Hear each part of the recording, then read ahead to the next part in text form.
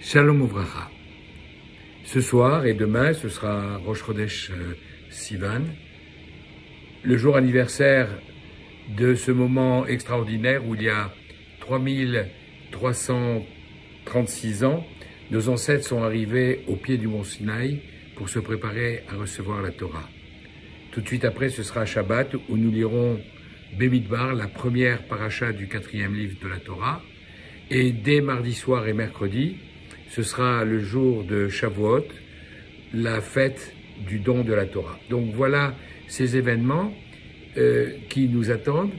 Et à la lumière de ce que nous explique le Shvile Pinchas, je voudrais avec vous réfléchir sur ce lien entre justement cette paracha de Bemidbar que nous allons lire ce Shabbat et la fête de Shavuot. Rappelons que la semaine dernière, nous avons lu la dernière paracha du livre de Vaïkra, la paracha de Bechukotai, qui comprenait ces textes difficiles, ces 49 malédictions. Et justement, Ezra Sofer avait institué le fait qu'on lise ces textes avant la fête de Shavuot, qui est le nouvel an des fruits des arbres, où les fruits des arbres sont jugés pour savoir quelle va être la production, pour justement que s'applique ce dicton, Tirle Shana avec Ilelotea, que se termine cette année avec les difficultés éventuelles qu'on a pu y rencontrer, et Dieu sait qu'elles sont nombreuses pour l'année qui vient de s'écouler, et qu'on puisse aborder la nouvelle année avec toutes ces bénédictions. Alors, il se trouve que après Bechukotai, il n'y a pas tout de suite la fête de Shavuot, puisqu'il y a au milieu cette fête de Bemidbar, et les Tosfot nous expliquent qu'effectivement, pour ne pas les accoler, on a mis un écran entre les deux, qui est la fête de Bemidbar. Mais au-delà de cette première explication, on va essayer, avec les Shvile Pinchas, comme je l'indiquais, de trouver un sens plus profond pour expliquer le lien qu'il y a entre la fête de Shavuot et cette paracha de Bemidbar où nous allons commencer par dénombrer les enfants d'Israël, tribu par tribu. Et ensuite, une fois qu'on sera arrivé au nombre global de 603 550 hommes de plus de 20 ans, pour les 12 tribus en dehors de la tribu de Lévi, on les répartira sur les 4 côtés du camp, 3 tribus par côté, pour avoir la manière dont le camp d'Israël va être constitué autour du camp des Lévim qui sera au centre avec l'Arche Sainte tout à fait au milieu. Et cet ordre de campement sera également l'ordre de marche des tribus pendant les 40 années dans le désert. Alors, on va dénombrer les enfants d'Israël suivant les familles, suivant la famille de leur père, et on va demander à chacun d'amener son acte de naissance, son arbre généalogique pour savoir qu'il est bien rattaché à telle ou telle famille. Donc, voilà ce qui va se passer dans cette paracha. Après, on dira, mais il faut aussi compter les Lévi'im, parce qu'eux aussi vont avoir des fonctions particulières. Mais, globalement, c'est un livre où il y a beaucoup de chiffres qui sont cités pour arriver à ce total que j'ai évoqué il y a un instant, 603 550 âmes juives de plus de 20 ans. Alors, par rapport à cela, la fête de Shavuot, quel est le rapport? Pour essayer de comprendre, il faut savoir que le Midrash nous rapporte que lorsque les enfants d'Israël se sont approchés pour recevoir la Torah, les nations se sont indignées en disant « Mais qu'est-ce qu'ils ont, eux, plus que nous, de se rapprocher pour recevoir cette Torah ?» Et le Midrash nous dit que Akadosh Baruch Hu leur a fermé la bouche, Satam Pien Akadosh Baruch Hu, il a cloué le bec en quelque sorte, en leur disant « Écoutez, faites comme eux, amenez-moi vos livrets de famille, vos arbres généalogiques, pour que je voie comme eux l'ont fait. » Et c'est ce qu'on dit dans ce psaume 96 qu'on chante chaque vendredi soir, « Avul Adonai Mishpechotamim » amenez à Dieu, vous les familles des peuples, vos documents généalogiques. Alors en fait, on ne comprend pas très bien pourquoi Dieu leur a cloué le bec. Et en quoi cette réponse, amenez-moi votre livret de famille, votre acte de naissance, ça peut être une réponse pour clouer le bec. Et on comprend encore moins la question, parce que qu'est-ce que c'est cette histoire des peuples qui sont venus dire, mais pourquoi eux, ils méritent plus que nous d'avoir la Torah? Mais dans la dernière paracha de la Torah, dans Vezot Abracha, on viendra nous dire que Akadosh Baruch Hu a proposé à Esav sur le mont Seir la Torah, et ils ont dit non, non, on ne veut pas. Il a été au Har Paran, sur la montagne de Paran, proposer cette même Torah aux descendants d'Ishmaël, qui ont dit non, non, nous ne voulons pas de cette Torah. Et finalement, il est venu sur le mont Sinaï, Eshdat, avec cette loi de feu qu'il nous a donnée et pour laquelle nous avons accepté. Alors, puisqu'ils l'ont refusé, qu'est-ce qu'ils ont à dire maintenant en disant « nous refusons ». En fait, pour comprendre la question et peut-être être en capacité, le moment venu, d'apprécier la réponse, il faut citer ce texte que l'on trouve dans la Gemara Gittin, à la page 60b, où il y a Rabbi Yochanan qui s'appuie sur un verset qui se trouve à la fin de la parashat Kitissa, c'est dans laquelle on nous raconte malheureusement l'événement du veau, et ensuite les interventions de Moshe Rabbeinu pour obtenir le pardon pour les enfants d'Israël et obtenir le moment venu les deuxièmes tables de la loi. Et à la fin de cette paracha, le texte nous dit qui alpi adevarem aele, car littéralement c'est sur le dire de ces paroles-là, karati itecha berit, que j'ai établi avec toi mon alliance, ve'et Israël, avec le peuple juif. Et donc Rabbi Yochanan dans la Gemara nous dit, en fait, ce n'est qu'au travers des paroles de la loi orale que le Saint béni soit-il a établi son alliance avec les enfants d'Israël. Et à partir de là, on commence à comprendre ce que les peuples ont voulu nous dire. Ils ont voulu dire à Akadosh Baruch Hu, mais écoute, si tu nous as présenté uniquement la Torah avec le minimum d'explications pour accomplir les commandements de manière très sèche, alors, c'est normal qu'on ait refusé. Mais si à nous aussi tu avais proposé ta loi orale comme tu l'avais proposé aux enfants d'Israël, alors là, on aurait été en mesure de l'accepter. Pourquoi tu as fait cette différence? Et maintenant qu'on a compris quelle était réellement la question des nations, on va essayer de comprendre la réponse que Dieu y a faite en leur disant, il leur a fermé le bec en leur disant, amenez-moi votre arbre généalogique, votre livret de famille, votre acte de naissance. Qu'est-ce que ça veut dire? En réalité, comme nous le fait remarquer le Baal HaTanya, parmi tous nos ascendants, il n'y en a que trois que l'on appelle nos patriarches Avinu. Avraham Avinu, Yitzhak Avinu, Yaakov Avinu.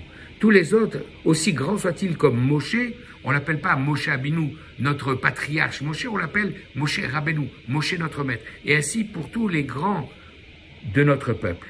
Nous les avons appelés d'un autre terme, et seulement les trois, Avraham, Yitzhak et Yaakov, ils ont été appelés Avinu, nos pères. Ceux qui nous ont donné à nous, dans nos gènes, Avraham le chesed, la bonté, Yitzhak la gvoura, la rigueur, la justice, et Yaakov la tiferet, la splendeur, qui sont les trois éléments constitutifs de chaque juif. Ensuite, il y a eu effectivement les 12 tribus, chacun a eu sa particularité, et nous n'avons pas tous toutes les particularités de toutes les tribus, mais au moins le patrimoine génétique de nos trois ancêtres, nous l'avons reçu. Et qu'est-ce que ça nous apporte? En réalité, dans les textes de la Torah, pour chacun de ces trois patriarches, on trouve le mot Zaken. Avraham, Zaken, Baba Yamin. Et Avraham était âgé, avancé dans les jours.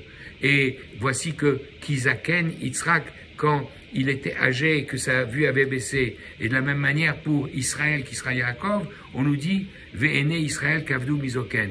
À chaque fois, on trouve Zaken. Non pas pour nous dire qu'il était vieux, mais parce que Zaken, c'est la crostiche de Ze Shekana Chochma, celui qui a acquis la sagesse. Et comment l'a-t-il acquis? C'est qu'à un moment où la Torah n'était pas encore donnée, puisqu'elle ne sera donnée que sur le mont Sinaï à Moshe Rabbeinu aux enfants d'Israël en l'année 2448 ans selon notre décompte, eux, ils n'ont pas eu cette Torah écrite. Par contre, par leur relation privilégiée avec Akadosh Baruch Hu, ils ont eu cet enseignement oral, de la Torah orale, de la Torah Shebé'al Peh, qui leur a donné finalement tous les enseignements et tout ce qui était nécessaire pour appliquer même avant l'heure la Torah. Voilà donc la caractéristique de ces ancêtres et naturellement, quand eux ont reçu ce patrimoine et qu'ils nous ont transmis dans nos gènes ces mêmes caractéristiques, alors c'est la raison pour laquelle Akadosh Baruch Hu vient dire aux nations, ah bon, vous voulez la loi orale, mais est-ce que vous avez déjà dans vos gènes tout ce patrimoine que Abraham, Yitzhak et Yaakov ont acquis pour leurs enfants? Comme vous ne l'avez pas, alors je vous cloue le bec et je ne vous laisse pas vous porter en accusateur contre les enfants d'Israël. Alors pour illustrer ce propos, il se trouve qu'il y a un verset dans Michelet, dans les Proverbes, qui dit la chose suivante. Michelet, les Proverbes, chapitre 2, verset 6. Qui Hachem iten chorma, car voici que l'Éternel donne la sagesse. Mi-piv et de sa bouche, da'at, le savoir, udvuna et l'intelligence.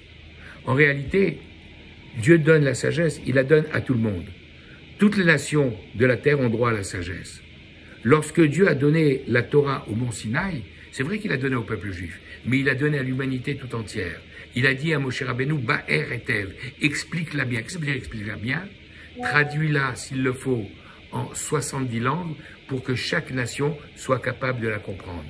Par contre, la fin du verset nous dit, mi-piv, de sa bouche directement, il a transmis Dea Vadat, le savoir, Udvuna et l'intelligence.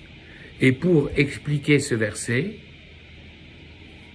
qui veut dire que la Torah, la Chokhma, la Torah écrite a été donnée à l'humanité tout entière, même si après ils l'ont falsifiée, mal traduite, mal interprétée, en espérant prendre notre place, en disant que c'était eux le vrai Israël, que eux allaient nous remplacer dans notre mission.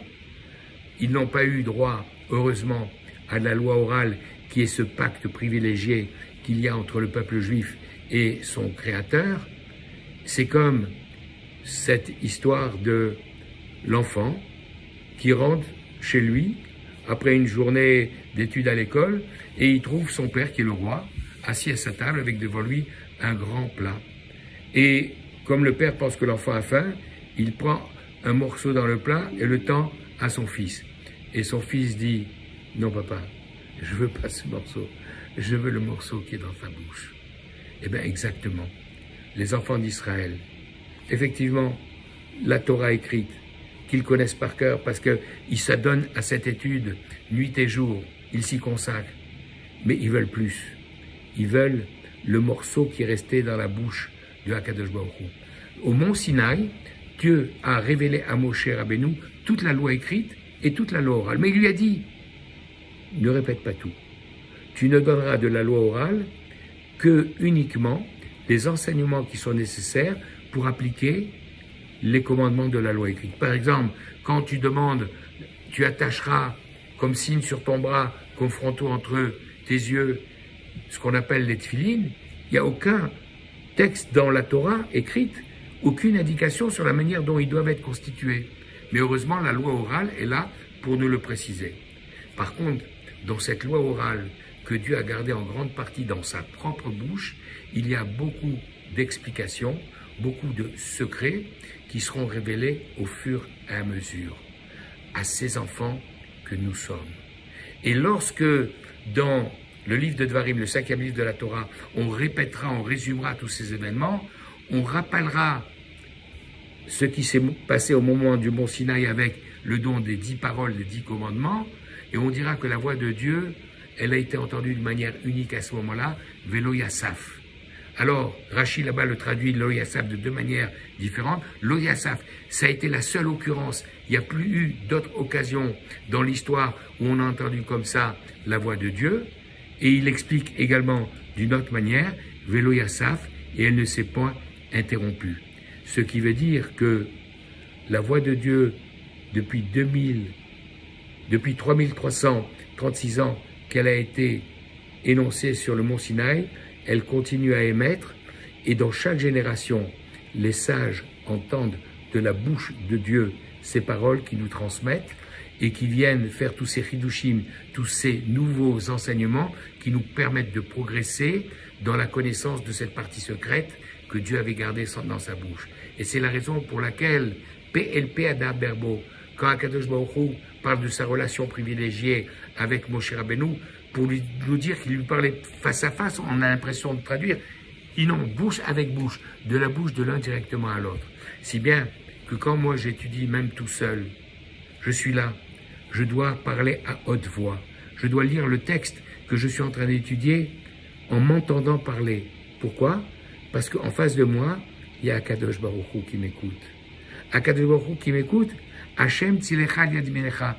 Comme on le dit dans le psaume 121 qu'on récite chaque jour dans l'office du soir, Dieu est mon ombre. Si je fais un geste avec ma main droite, la lumière projette une ombre sur la table qui sera démultipliée. Ben, à Akadosh Baruch Hu, c'est la même chose. Si moi je parle en étudiant, il va me répondre en me révélant d'autres parties de la Torah qui n'avaient pas été encore dévoilées jusque-là. Et donc, c'est cela qui nous attend. Grâce à cette généalogie qui est établie au début de ce 4e livre de la Torah, du livre de Bemidbar, grâce à cette généalogie qui nous rattache à chacune des tribus qui remontent ensuite jusqu'à Yaakov, Yitzhak et Abraham, Avinu, ceux qui ont été les premiers détenteurs de cette loi orale, c'est cela qui va nous permettre d'arriver le jour de Shavuot en disant à Kadosh Baruch Hu, juge-nous, juge les efforts que nous avons accomplis pendant toute cette année pour progresser dans la connaissance de ta sainte Torah, pour dévoiler notre part de Torah que tu nous avais assignée comme tâche pour l'année écoulée.